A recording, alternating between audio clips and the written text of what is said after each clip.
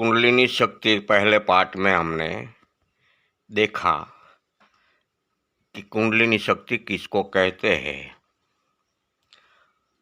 और कैसे उनको विस्तार किया जाता है।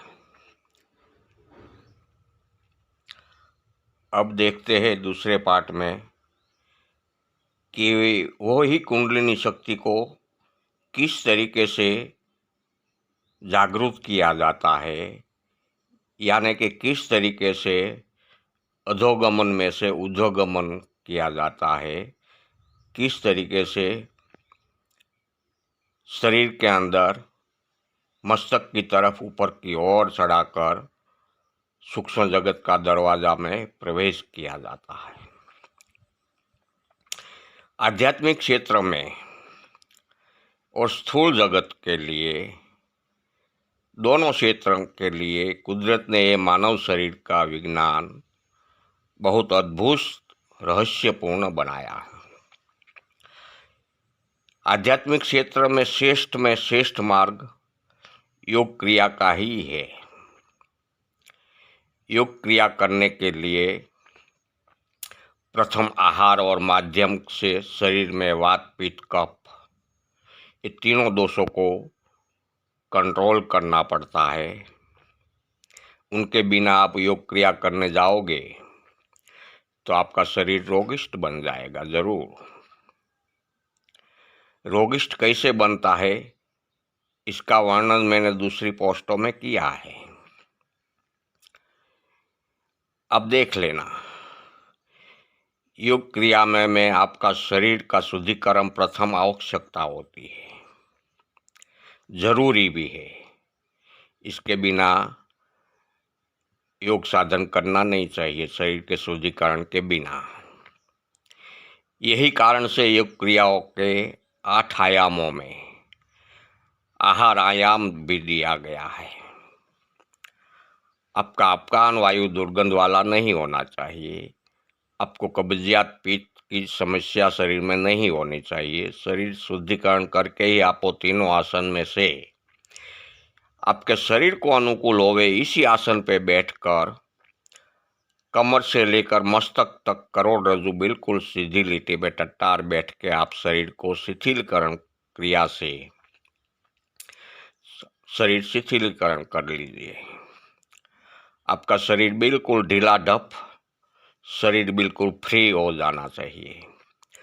शरीर का कोई भी अंग, कोई भी स्नायु या तो कोई भी सांधा पकड़ में नहीं होना चाहिए।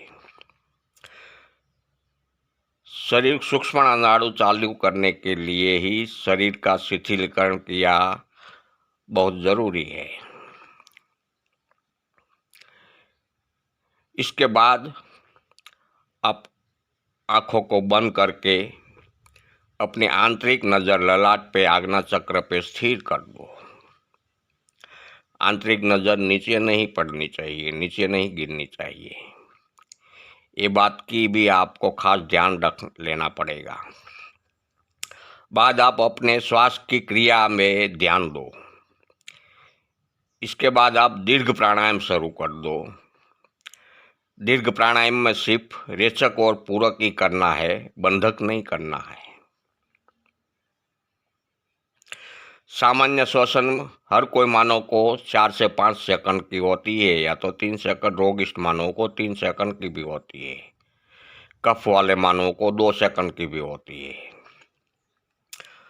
वो श्वसन क्रिया पे ध्यान देकर आपको 6 से 7 सेकंड करना है शुरू में। प्राणायाम का लंबाई शुरू में अंदाज से श्वास लेने की लंबाई 6 से 7 सेकंड तक लेना है और छोड़ने की क्रिया में भी 6 से 7 सेकंड तक लो।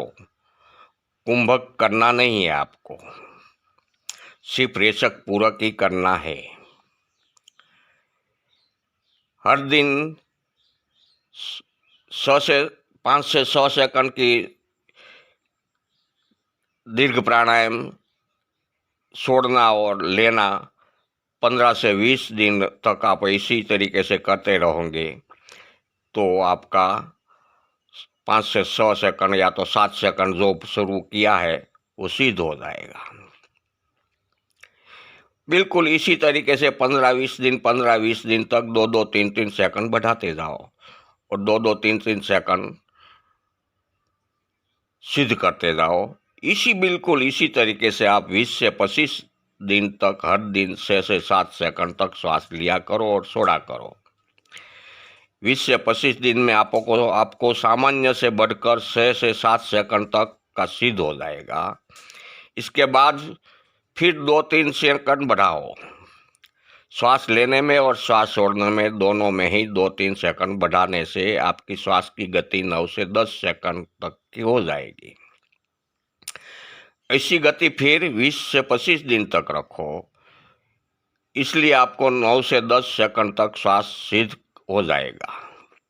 लेकिन ये श्वास की क्रिया करने से साथ आपको ये भी ख्याल रखना पड़ेगा कि आपकी आंतरिक नज़र ललाट पर स्थिर है कि नहीं। अगर स्थिर नहीं है तो वहाँ स्थिर करने की कोशिश करो। आंतरिक नज़र आपकी ललाट पर ही स्थिर होनी चाहिए, नीचे नहीं गिरनी चाहिए। ये बात को आपको 3 से 5 मास तक ख्याल रखना पड़ेगा, बाद में स्थिर होता जाएगी धीरे धीरे। आंतरिक नज़र स्थिर नहीं होगी तो आप कितना भी सालों तक प्राणायाम करोगे तो कोई मतलब का नहीं रहेगा, सिर्फ आपका समय वेस्ट होगा। सिर्फ आपका शरीर निरोगी बनेगा, प्राणायाम से शरीर निरोगी बनेगा, लेकिन आध्यात्मिक क्षेत्र में कोई फायदा नहीं मिलेगा। इसलिए आपको आपकी आंतरिक नज़र ललाट पे स्थान पे नीचे नहीं गिरनी चाहिए। ये बात को भी आपको खास ध्यान पर लेनी पड़ेगी। अब जब तक आपको 9 से 10 सेकंड का श्वास सिद्ध हो जावे, बाद में आप 20 दिन के अंतर पे 2-2 सेकंड बढ़ाते जाओ और श्वास लेने की क्रिया और श्वास छोड़ने की क्रिया सिद्ध करते करते आसन पर बैठने का समय भी साथ में बढ़ते जाएगा। और कमर से नीचे का भाग आपका हिलना नहीं चाहिए। कमर से ऊपर का भाग भी आपकी मर्जी से इच्छा से नहीं हिलना चाहिए, लेकिन कमर से ऊपर के भाग में प्राणायाम के समय शरीर में आंस के आते हैं, खींचाण आते हैं, वो आंस के खींचाण को आपको रोकना नहीं है, उसको आने देना है। जितना भी आंस के खींचाण आए इतना आने देना है, लेकिन कमर से नीचे का भाग हिलना नहीं चाहिए। इसी तरीके से हर दिन आसन का समय बढ़ाते बढ़ाते जाओ। आप आसन पे इतना समय बैठना कि आपके शरीर में किसी भी प्रकार की कोई तकलीफ ना आती है, तो उस समय आपको आसन पे से उठ जाना है। यानी कि शरीर में कोई दर्द होगा, शरीर में कोई सांधे में तकलीफ होगी, दर्द जैसा नसों में दबाव के कारण दर्द होगा, तो आपको उठ जाना चाहिए। शरीर के साथ कभी जबरदस्ती नहीं करनी है। इसी तरीके से आप आसन पे समय बढ़ाते जाओ और धीरे धीरे श्वास लेने की छोड़ने की क्रिया में 20 से 25 दिन के अंतर पे 2-2, 3-3 सेकंड बढ़ाते जाओ और आंतरिक नज़र नीचे ना गिरे उसका भी आप ख्याल रखे जाओ। यही रीति से आपको प्राणायाम और ध्यान बढ़ाते जाओ। शुरू में 5 से 6 मास तक आपका ध्यान श्वसन क्रिया में ही रखना है। 5 से 6 मास के बाद आपको ध्यान श्वसन क्रिया से हटाकर आज्ञाचक्र पे ले जाना है। जो प्रकाश दिखता है वही प्रकाश को आप आंतरिक नज़र से देखते जाओ, देखते जाओ, देखते जाओ और प्राणायाम करते जाओ।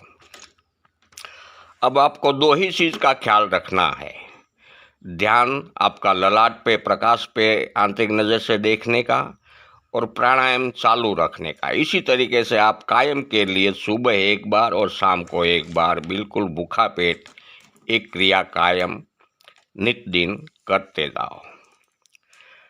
प्राणायाम के भी श्वास लेने की क्रिया में और छोड़ने की क्रिया में समय में बढ़ाते जाओ और इसी तरीके से आप 2 साल निकाल दो। 2 साल के बाद तो ये शरीर अपने आप हर कोई क्रिया करने लगेगा। श्वास की क्रिया भी ये शरीर अपने आप बढ़ाते जाएगा, करने लगेगा। 2 साल के बाद आपको एक ही ध्यान रखना है कि आपकी आंतरिक नज़र ललाट पर स्थिर करके प्रकाश ही देखना है। वही प्रकाश को आप झांक झांक कर देखते जाओ, झांक झांक कर देखते जाओ, एक शीत होकर देखा करो। इसी को ही ध्यान कहा जाता है। अब आपको यही प्रकाश सुबह शाम देखना है, और जो भी प्रकाश दिखे, कैसे भी आकार का प्रकाश दिखे, कैसे भी कलर का प्रकाश दिखे, कि अंधकार दिखे, अंधकार भी आएगा, प्रकाश भी आएगा, वो सभी बस वही सबको आपको देखते ही रहना है, देखते ही रहना है, देखते ही रहना है। आपको कुछ करना है, सिर्फ साक्षी भाव से देखा करो। जो शरीर में जो क्रिया प्रतिक्रिया होती जा रही है, उनको ही देखा करो और अनुभूति किया करो। आसन का समय हर दिन बढ़ाते जाओ। जैसे जैसे आपका आसन का समय बढ़ते जाएगा, वैसे वैसे ही आप कुदरत का नज़ारा देखते ही जाओगे। यही तरीके से योग क्रिया शुरू होती है। ये योग क्रिया की ही पूरी और सही क्रिया मैंने आपको बताई है। दूसरी कोई भी क्रिया में मैं जानता नहीं हूँ। दूसरा कोई भी योग साधन में जानता नहीं हूँ, और शास्त्रों का ज्ञान भी मुझे नहीं है। मैं अनपढ़ हूँ। जो मेरा आत्मा कहता है वही मैं मानता हूँ। ललाट पे आंतरिक नजर स्थिर करने के लिए 4 से 5 मास के पीरियड का एक तंत्र है। तंत्र किए बिना कभी किसी की आंतरिक नजर ललाट पे स्थिर नहीं होगी। ये तंत्र पहले ही करना पड़ता है। आंतरिक नजर स्थिर करने के लिए ही तंत्र करना फर्जियात है। यही तंत्र ये योग क्रिया की गुरु चाबी कहा जाती है। इसलिए ये तंत्र में फेसबुक सोशल मीडिया पे मैं नहीं रखता हूँ। पात्रता देखकर मैं जरूर बताता हूँ, जिसको क्षणिक आत्म साक्षात्कार भी कहा जाता है। यही योग क्रिया की चाबी है, जो गुरु परंपरा में ये चाबी दिया जाता है। और ये तंत्र का कभी भी कहीं भी आपको लिखा हुआ नहीं मिलेगा। 2 साल ऐसे जाने के बाद आप हर दिन ओमकार का जाप मानसिक रीति से जपा करो। जाप शुरू करने से पहले आप शिव जी की मानसिक पूजा भी हर दिन किया करो। बाद में मानसिक पूजा करने के बाद आप में कोई भी एक गति, लय, उच्चारण सभी में समानता रहे, इसी रीति से ओमकार का जाप मानसिक जप रीति से जपा करो ध्यान में बैठने के समय, और प्रकाश देखा करो। बस यही सभी क्रियाएं आगे बढ़ाते जाओ। किसी का भी आपको मार्गदर्शन लेने की जरूरत नहीं रहेगी।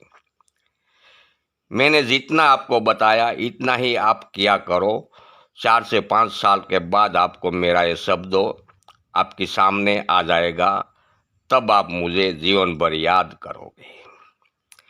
किसी भी प्रकार के शास्त्रों पढ़ने की आपको ज़रूरत नहीं, किसी की सलाह लेने की भी आपको ज़रूरत नहीं रहेगी। सिर्फ 1 साल के लिए मेरे शब्दों पर विश्वास करके आप देख लीजिए।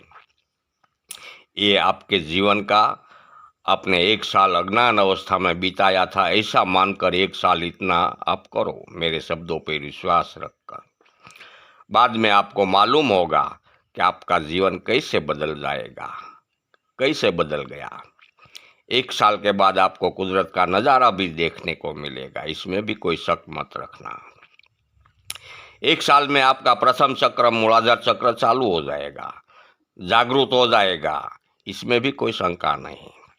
मूलाधार चक्र चालू होगा तभी धीरे धीरे आपका संशय मिटता जाएगा, इसमें भी कोई शंका नहीं।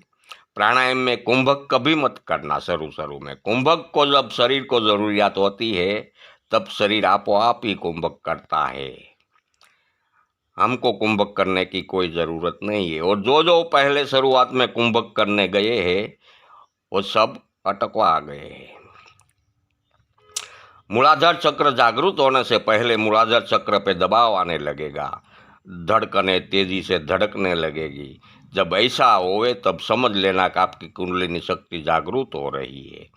ये जागृत होगी तब हर दिन वराल बाष्प का दबाव आपके मूलाधार चक्र पे पड़ने लगेगा। वराल बाष्प जो गोल गोल घूमती घूमती ऊपर की ओर चढ़ती है, उसका भी आपको शरीर में रितसर का अनुभव होगा। अब हम चक्रों के बारे में तीसरे पार्ट में मैं आपको बताऊंगा।